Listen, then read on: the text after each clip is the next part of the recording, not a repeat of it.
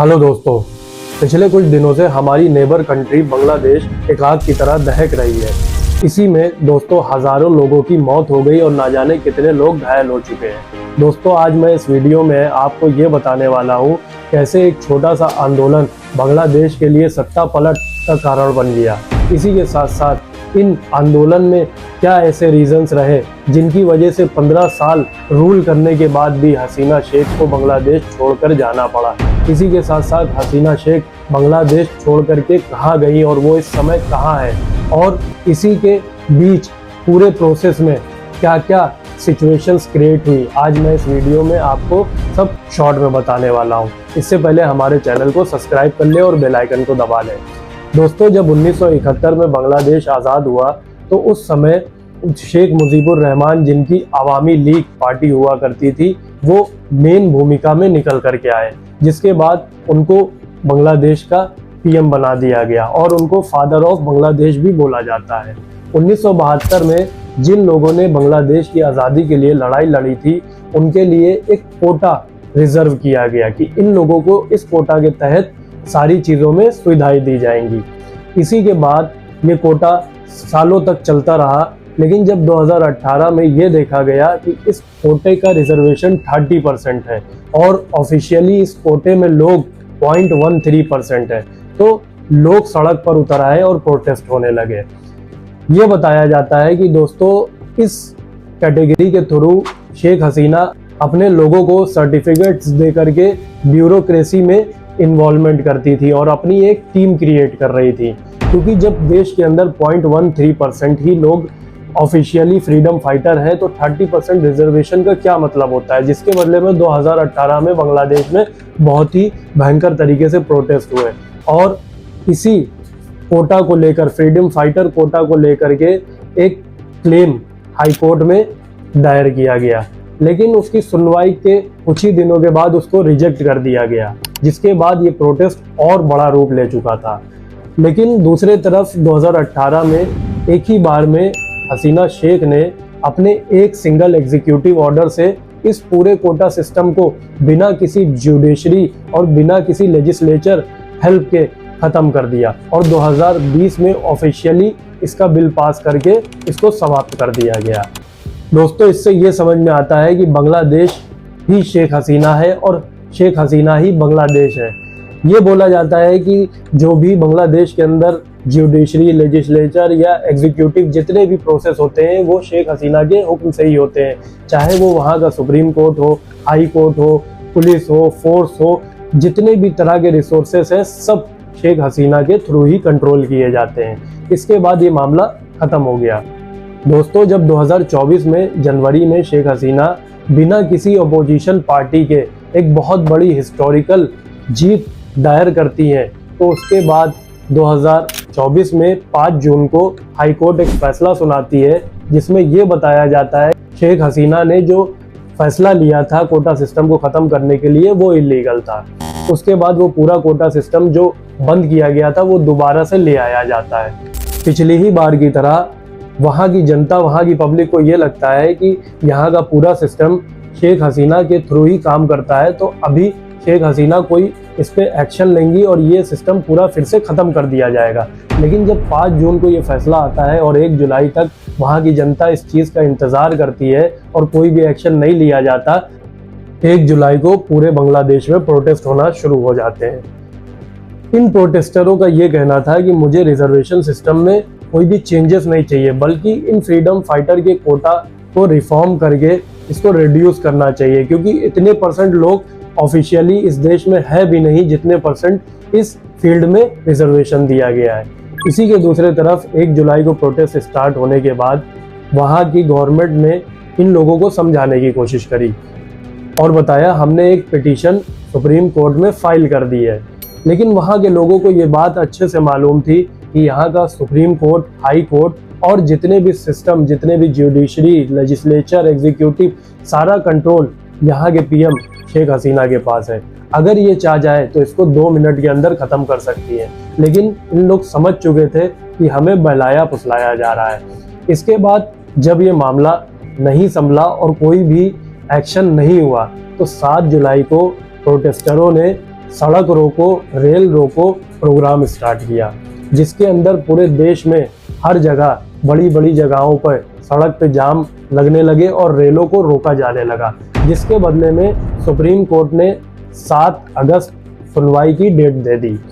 इसके बाद ये प्रोटेस्ट होता रहा। सबसे मेन मोड़ इस कहानी का 14 जुलाई को आता है। दोस्तों, जब 14 जुलाई को एक प्रेस कॉन्फ्रेंस में शेख हसीना बयान देती हैं और अपने बयान में ये बात बोलती हैं कि हम फ्रीडम फाइटर्स के बच्चों को ये रिजर्वेशन ना दें तो क्या इन रजाकारों को ये रिजर्वेशन दे। दोस्तों, ये जो रजाकार वर्ड यूज किया गया, ये देश के अंदर रहकर देश से गद्दारी करने वाले लोगों के लिए इस्तेमाल किया जाता है। दोस्तों, 14 जुलाई के इस बयान के बाद से स्टूडेंट्स में गुस्सा और बढ़ गया। वो स्टूडेंट जो उस देश का फ्यूचर है, उनको एंटी टेररिस्ट और रजाकार जैसे शब्द से प्रमोट किया गया।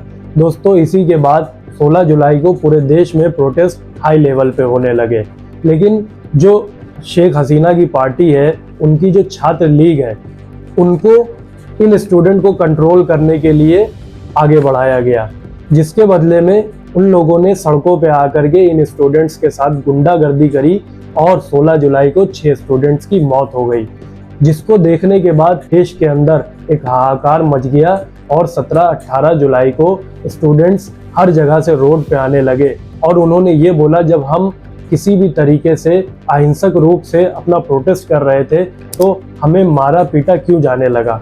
दोस्तों, इसी के बदले में 19 जुलाई तक लगभग 28 से 30 लोगों की मौत हो गई और पूरा देश एकदम जलकर राख के ढेर पे बैठ गया। दोस्तों, इस प्रोसेस के बीच में शेख हसीना ने कोई भी ऐसा पैतरा, साम, दंड, भेद किसी भी तरह का करने से चूकी नहीं। दोस्तों, 18 जुलाई को BRAC यूनिवर्सिटी के कैंपस में एक ऑपरेशन किया गया। बाकायदा पूरे हेलीकॉप्टर और पूरी फोर्स, जो पूरे देश की फोर्स, इन्होंने स्टूडेंट्स के ऊपर लगा दी और शूट एंड साइट का ऑर्डर दे दिया गया। यहाँ तक उस प्रोसेस में कितने ऐसे लोग मारे गए जो निहत्थे प्रोटेस्ट कर रहे थे और उनको देख के गोली मार दी गई। इसी के साथ साथ कई ऐसे बच्चों की भी मौत हो गई जो सिर्फ खिड़कियों पे खड़े होकर के बाहर इन सब चीज़ों को देख रहे थे। दोस्तों, इस तरह का मैसेक्रे पूरे बांग्लादेश के अंदर चलता रहा और 19 जुलाई तक लगभग 28 से 30 लोग के मरने की खबर आई, जो ऑफिशियली थी। इसी के दूसरे तरफ अनऑफिशियली लगभग 100 से 150 लोग मारे जा चुके थे। फिर जो हियरिंग 7 अगस्त को होनी थी, उसको प्रीपोन करी गई और 21 जुलाई को वो हियरिंग सुप्रीम कोर्ट में हुई।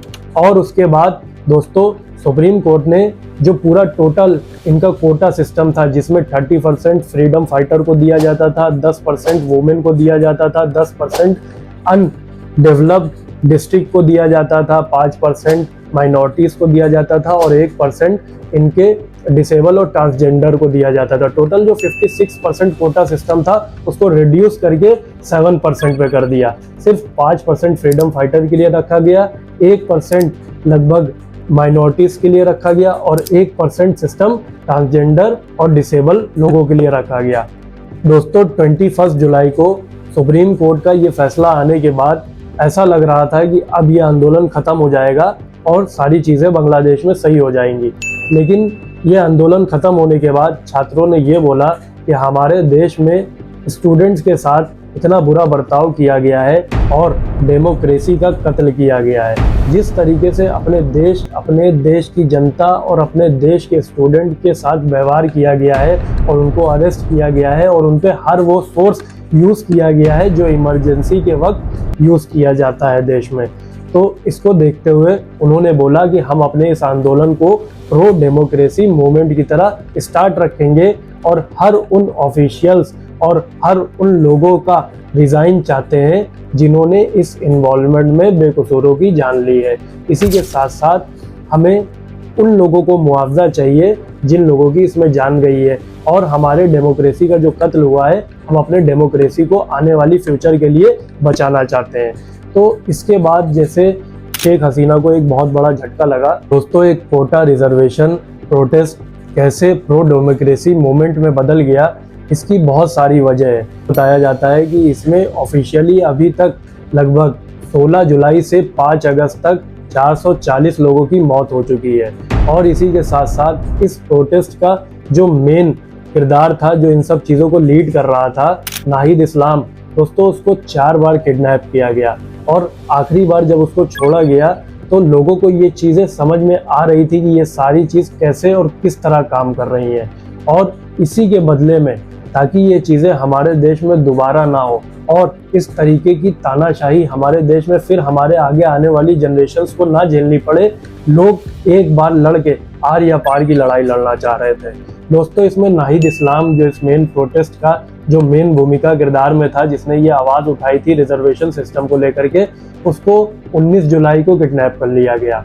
21 जुलाई को जब फैसला आया उसको छोड़ दिया गया। 23 जुलाई को फिर उसने अपना बयान दिया, उसको 26 जुलाई को फिर किडनैप कर लिया गया। और उसके बाद जब उसको परेशान करा गया, हैरेस करा गया, तो 28 जुलाई को उसने अपना पूरा प्रोटेस्ट बंद करने की ऑफिशियली डिमांड करी और कहा हमारी जो मांग थी वो पूरी हो गई। वो जिस भी दबाव में आकर के उसने ये बात बोली, उसके बाद उसने अपने पूरे प्रोटेस्ट को ख़त्म करने के लिए कहा। लेकिन ये आंदोलन एक बहुत बड़ा रूप ले चुका था और अलग अलग लोग इस बात को समझ चुके थे कि इनको डराया और धमकाया जा रहा है। और इसी तरीके की चीज़ें अगर हमारे देश में होती रही तो ये सरासर लोकतंत्र और डेमोक्रेसी का गला घोटा जा रहा है।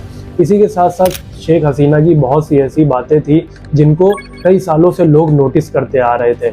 ये बताया जाता है 2014 से लेकर के 2024 तक शेख हसीना ने अपने सारे अपोजिशंस को ख़त्म कर दिया था, जिसमें बड़ी बड़ी party Bangladesh nationalist party, Jamaat Islami, इन सब पार्टियों के जितने भी एक्टिविस्ट और जितने भी वर्कर थे, इन सबको जेल में डाल दिया गया। जो कोई भी शेख हसीना के खिलाफ कोई भी कदम उठाता, कोई एक्टिविस्ट या सोशलिस्ट, उनको जेल हो जाती या फिर उनके ऊपर कोई ऐसा केस लगा दिया जाता जिसके बाद वो पूरी जिंदगी उम्र कैद में रहते। और कई लोगों को तो दोस्तों ऑन द रिकॉर्ड मार दिया गया। दोस्तों, ये सारी चीज़ें कई सालों से शेख हसीना के ज़रिए करी जा रही थी और बांग्लादेश में शेख हसीना ही बांग्लादेश ही शेख हसीना है, इस तरह का बातें चल रही थी। और एक समय ऐसा था कि जब ये बोला जाता था कि शेख हसीना नहीं तो कौन, मतलब शेख हसीना की जगह कोई नहीं लेने वाला था। ऐसा बांग्लादेश की जनता उनके ऊपर भरोसा करती थी। समय के साथ साथ अपना ये भरोसा खो दिया। दोस्तों, बांग्लादेश में इंटरनेट शटडाउन भी हुआ। मिनिस्टर मोहम्मद अरफात का ये कहना है कि हमारे देश में इंटरनेट शटडाउन नहीं हुआ था, बल्कि जो प्रोटेस्टर थे उन्होंने वाटर केबल जला दिए थे, जिसकी वजह से इंटरनेट बंद हो गया था। दोस्तों, ये कैसे पॉसिबल हो सकता है कि एक जगह का वाटर केबल बनने की वजह से पूरे देश का इंटरनेट शटडाउन हो जाए। दोस्तों, ये सब इसी के साथ साथ चलता रहा और शेख हसीना ने कोई भी ऐसा सोर्स या कोई भी ऐसे वेपन या कोई भी ऐसा पैतरा आजमाने से नहीं चूकी जो देश में इमरजेंसी के टाइम पे इस्तेमाल किया जाता है, और हज़ारों लोगों की अनऑफिशियली इसमें जान गई।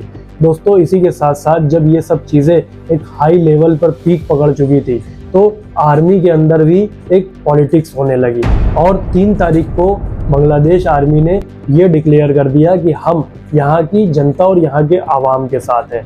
इसी के साथ साथ 4 तारीख को दोस्तों बांग्लादेश के अंदर एक बहुत बड़ा प्रोटेस्ट हुआ, जिसके अंदर लगभग जो इनकी अवामी लीग की छात्र लीग है उसके लोगों ने हेलमेट और बंदूकें लेकर के लगभग 100 से 150 लोगों को निहत्थे गोलियों से भून डाला और ऐसे बेकसूरों की जान ले ली।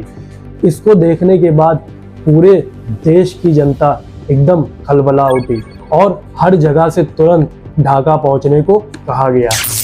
दोस्तों, जब इतनी बड़ी भीड़ पूरे शहर से निकल करके ढाका पहुंची और प्रधानमंत्री आवास के पास जाकर के इकट्ठा हो गई, तो उस दिन किसी तरह से इन लोगों को रोक लिया गया।